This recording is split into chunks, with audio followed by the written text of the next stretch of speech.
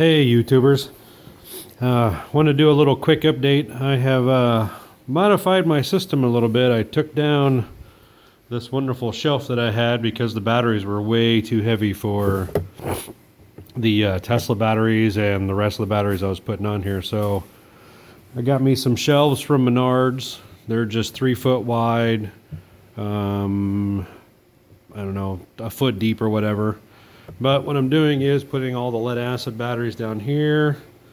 These 2 shelves are going to be the Mobius battery packs. And I'll see if I can get a good shot here. Probably not. But I have since connected these using female spade connectors. Basically, these connectors is what I've...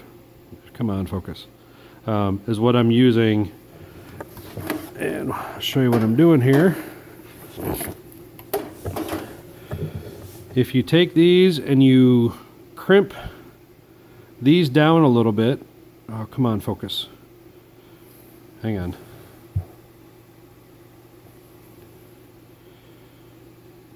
So if you crimp those down just a little bit, they fit perfectly on these pins.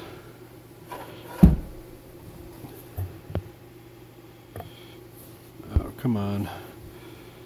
So you just go from one battery to the next to the next. So I just made 3 jumpers to go between 1 pack, 2 pack, 3 packs. I haven't done these shelves yet. The only thing is I've connected are the Tesla batteries. Somebody was asking about the connections for the Ziva, and basically they're pre-wired from the place that I got these packs from. So each of these basically goes back, and you can see there's one battery or one lead, there's another lead there, there's a couple of other leads, there's a temperature lead.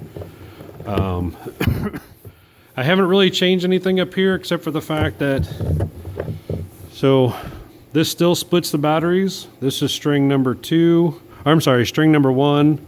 No, string number 2, this set. And then this is string number 1. They go to my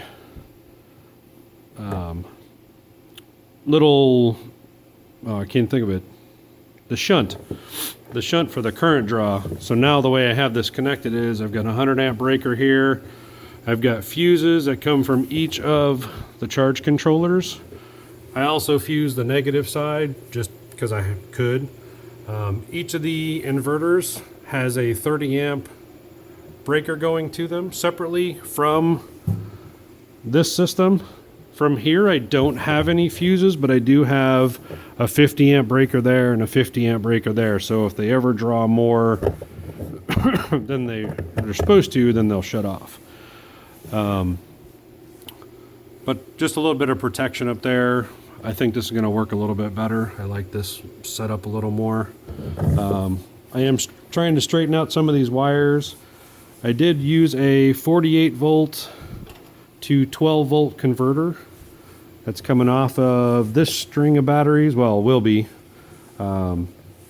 which connects to my Ziva system, and it'll also connect to my wireless setup that I'll have out here because I'm actually mining. I haven't shown you guys this, but I'm mining. This is just a Pentium 4, or no, it's an i3. I think it's an i3 processor with a R9 290 video card that's making me like $30